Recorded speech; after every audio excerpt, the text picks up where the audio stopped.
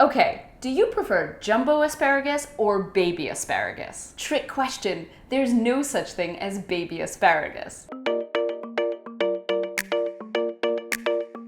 All asparagus emerges from the ground at its maximum girth. It won't grow any thicker than that. So this pencil asparagus will never grow as thick as jumbo. You primarily get different sizes by growing different varieties. Certain varieties naturally produce jumbo and other varieties naturally produce pencil. Actually, if you think about it, both of these are babies. Asparagus is the young edible shoot of a larger plant. If you don't pick those young shoots, they'll grow into tall woody stems with fern-like fronds. For the record, pencil is the tougher one, so if you want a bit of bite, choose this one. If you want tender, go jumbo.